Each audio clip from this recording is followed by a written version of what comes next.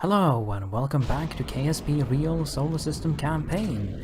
Yet another space station module is currently being launched, and this time it's the habitation module going up.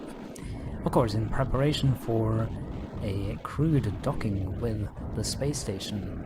That will come after we've docked the habitation module. You can see that the habitation module is being launched on the standard cargo rockets that we've used before for the previous launches. But this one actually has 6 SRBs as opposed to the standard 2. And the reason is that the habitation module is just so heavy.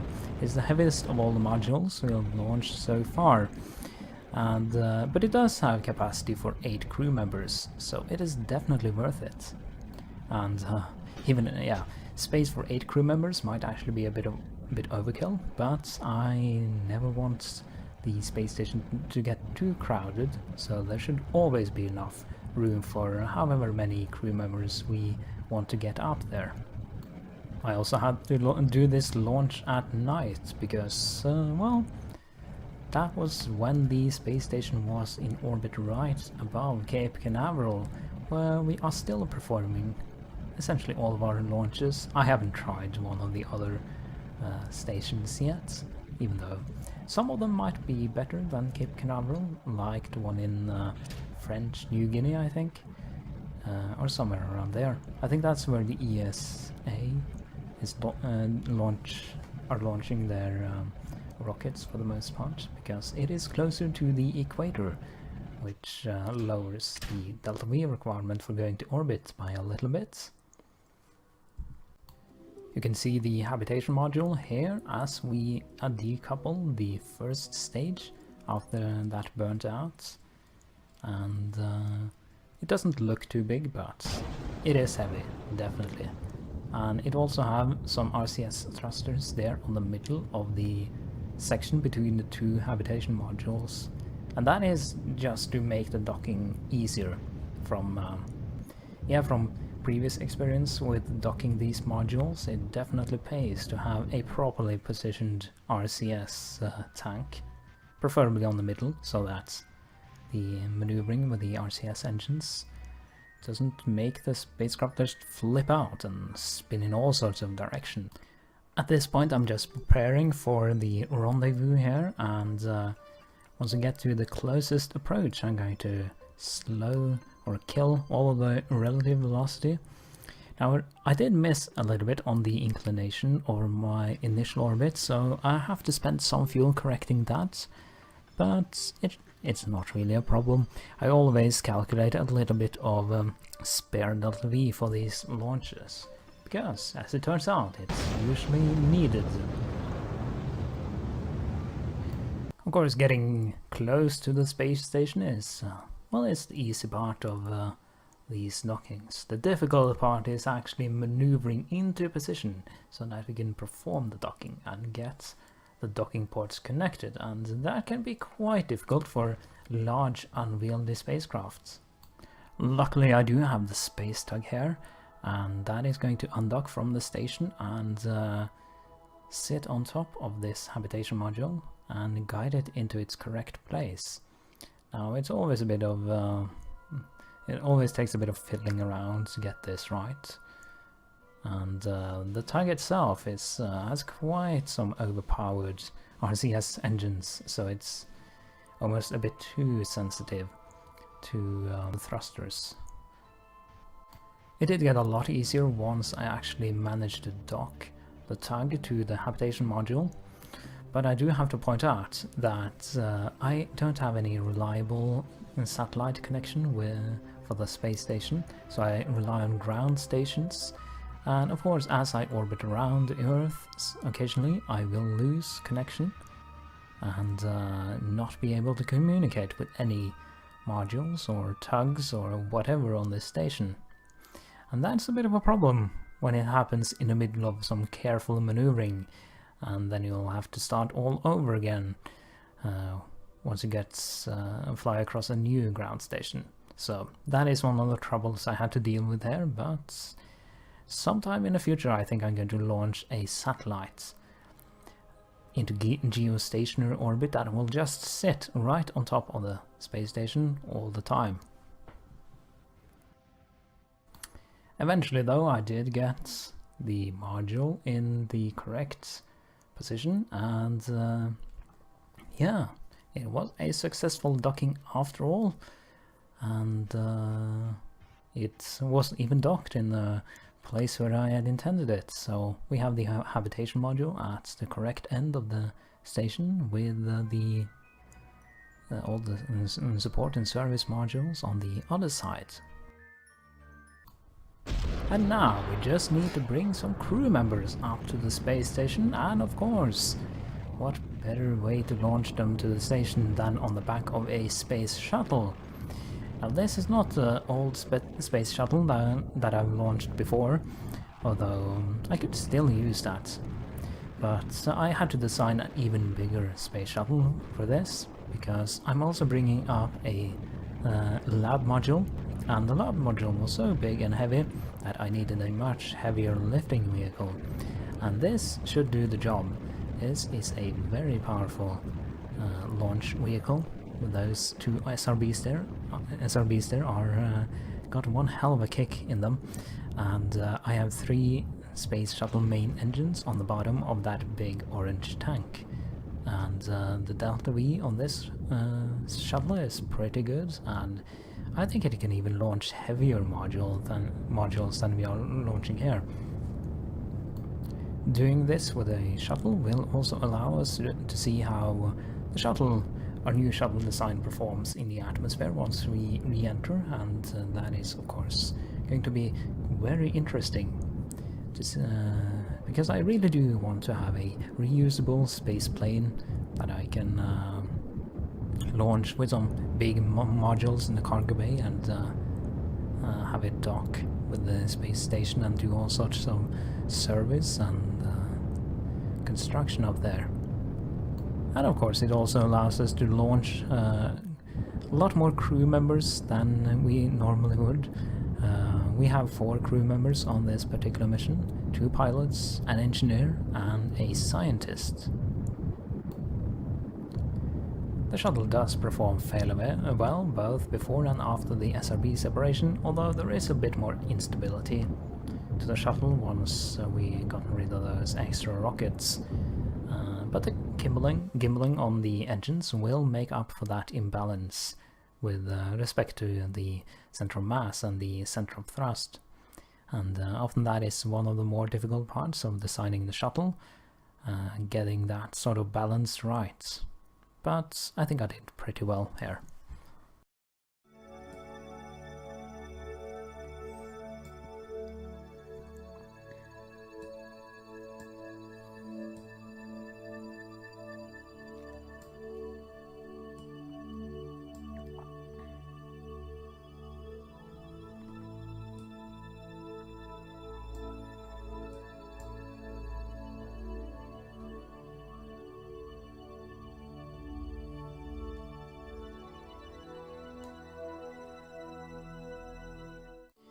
And I think I'm going to need about 1.5 minutes to kill the velocity here, so I'm going to cancel the time warp and get us pointed in the right direction.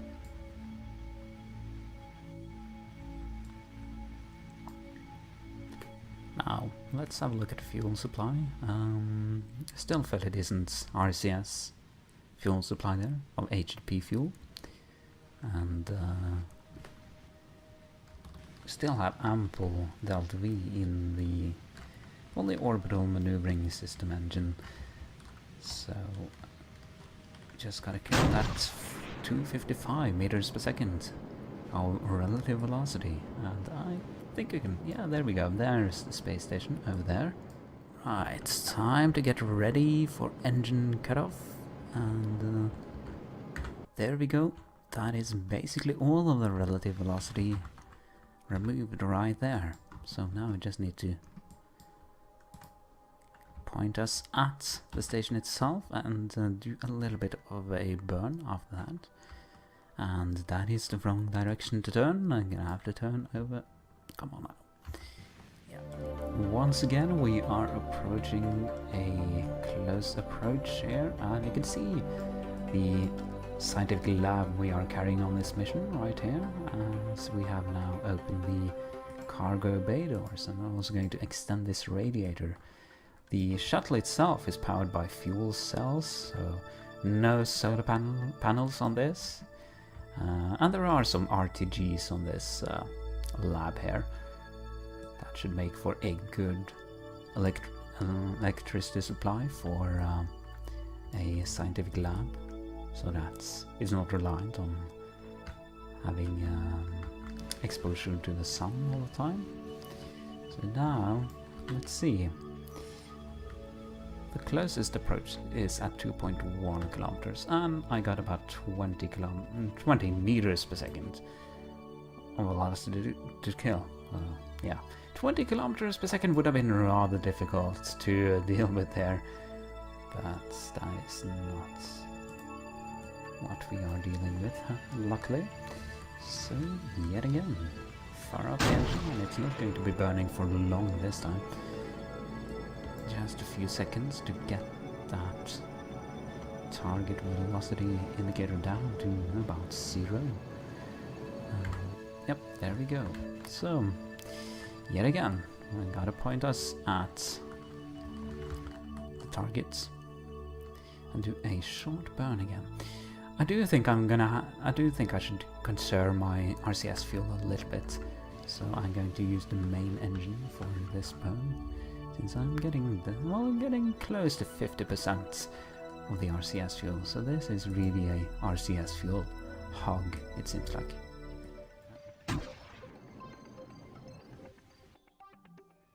At this point I need to get ready for the docking maneuvers, and the first thing I'm going to do is detach the scientific lab and pick that up with the space tug and dock it.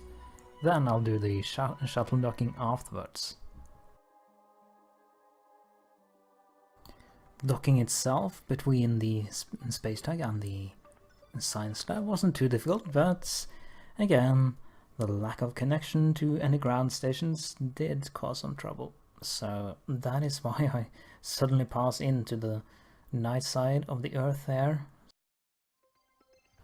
But apart from that, it all pretty much went to plan. And there we go, we have a successful docking of the science lab. The final part then is to get the shuttle docked, but that turned out to be the trickiest part of them all, and yeah, took quite a bit of hassle. So let's see if I can actually do this. The problem, of course, is that these thrusters don't work, and they were going to be the main thrusters used for this, because I can then just sort of reverse into a docking port, but you have to rely on these thrusters, which are not angled to deal with this type of maneuvering. But I guess I don't have a choice, so I'm going to try to get in on this docking port, because I think that's the easiest one to get to. But yeah, I'm going to attach a more appropriate, more purpose-built docking bay, I think, later on, because this is just some ad hoc solution. And I'll have to look some more at these RCS thrusters, because they are not doing what they're supposed to do. And I do wonder if I have to do the old maneuver and dock the station to the shuttle rather than docking the shuttle to the station. So maybe that's probably the best solution here again. So I'm going to try that instead.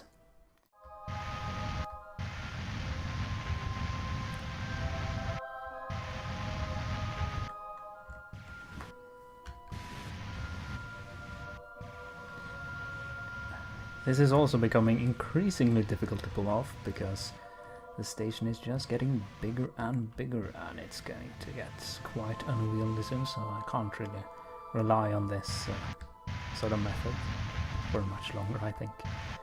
So, but it does look like we are moving in the right direction, though I ought to at least rotate the shuttle around a bit. I'm going to try to get this rotated in the right direction, without using the RCS. So just using the reaction wheels, to get us pointed the correct way, and can control it from here to sort of get a better idea of what it's going to look like. So if I go back here for just a bit, and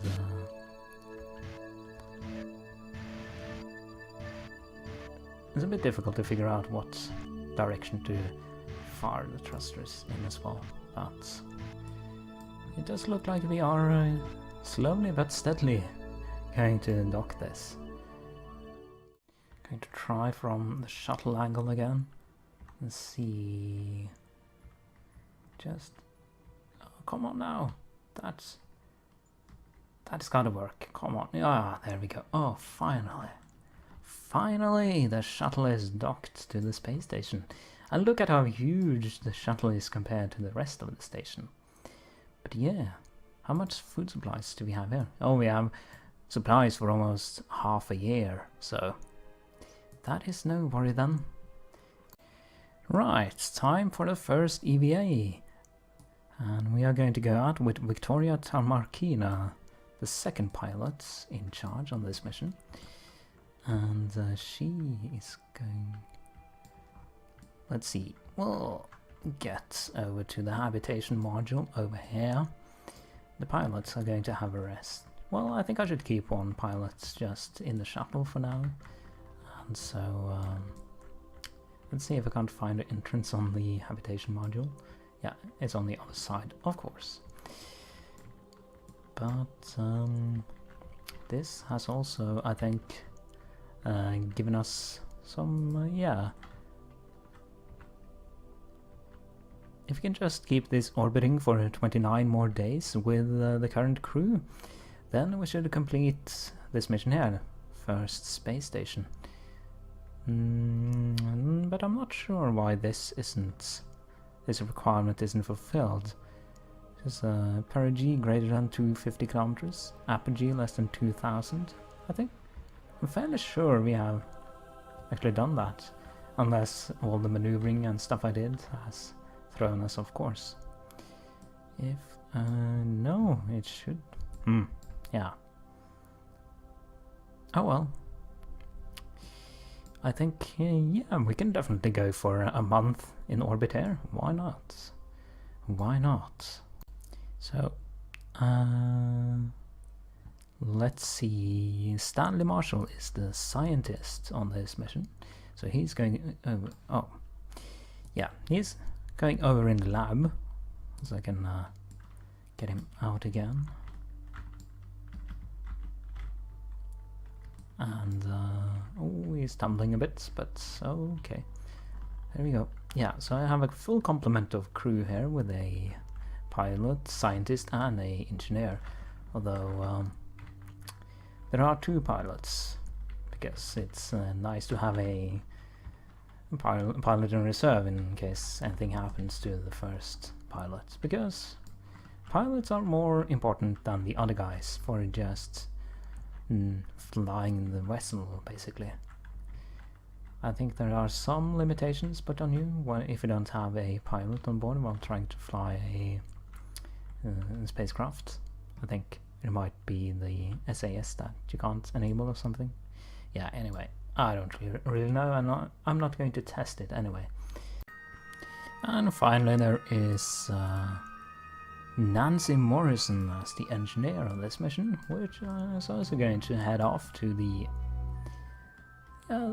yeah, she's not needed in the lab at the moment. She can go over to the habitation module, which is probably a much nicer place to be than just living in a lab, or so I would imagine.